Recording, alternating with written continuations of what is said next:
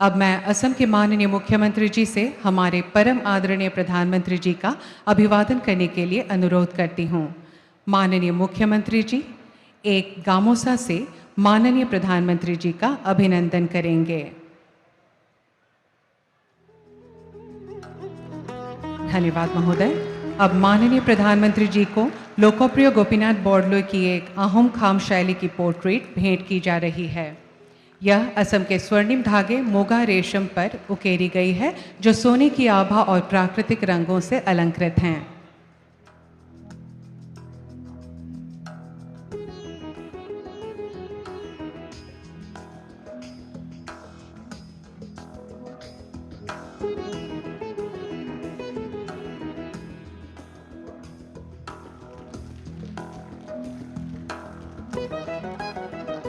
धन्यवाद महोदय।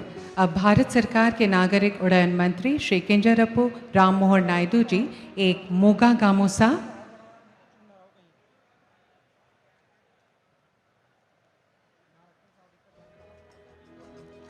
और लोकप्रिय गोपीनाथ बोरदोलोई अंतर्राष्ट्रीय हवाई अड्डे की एक त्रिआयामी स्मृति चिन्ह माननीय प्रधानमंत्री जी को भेंट कर रहे हैं।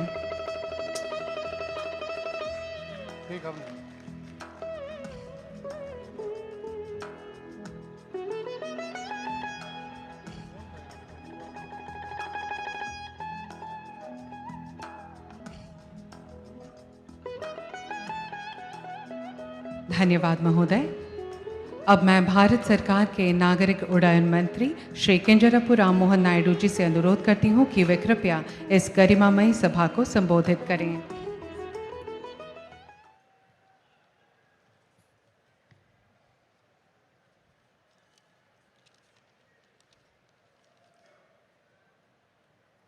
माननीय प्रधानमंत्री श्री नरेंद्र मोदी जी, राज्यपाल श्री लक्ष्मण प्रसाद आचार्य जी, मुख्यमंत्री श्री हिमंता बिस्वा शर्मा जी, केंद्रीय मंत्री हमारे सर्बानंद सोनोवाल जी, प्रद्युत जी और मंच पर उपस्थित सभी सम्मान्य सहयोगीगण, जनप्रतिनिधिगण, अधिकारीगण और मेरे प्यारे असम के भाइयों और बहनों, आप सभी को मेरा हृदयपूर्वक नमस्कार।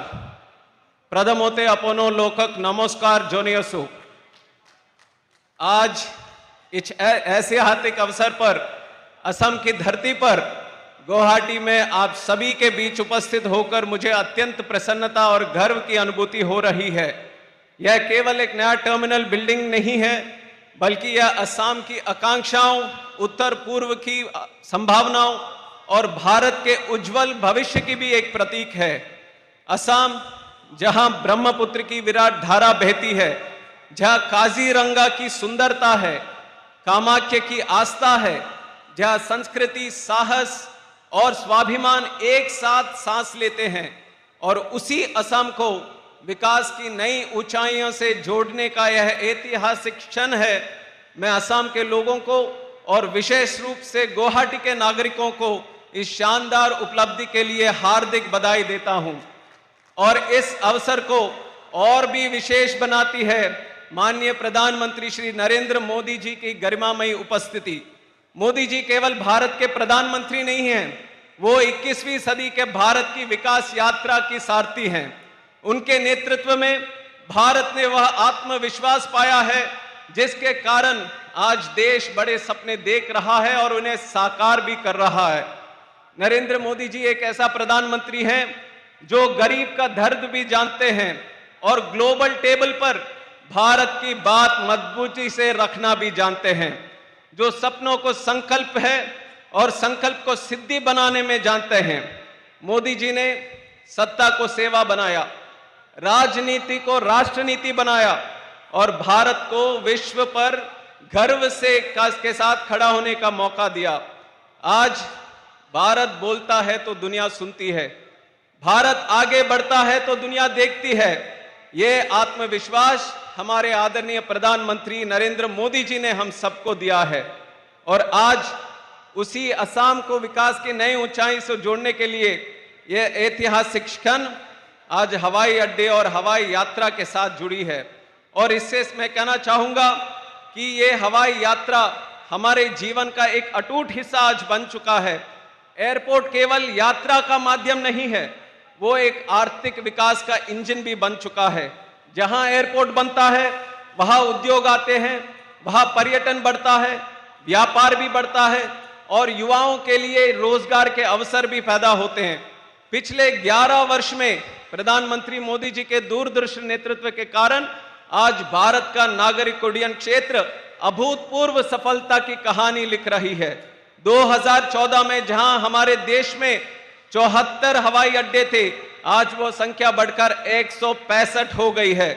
उड़ान योजना के माध्यम से हवाई यात्रा को आम नागरिक तक पहुंचने का काम हमारे आदरणीय प्रधानमंत्री जी ने किया।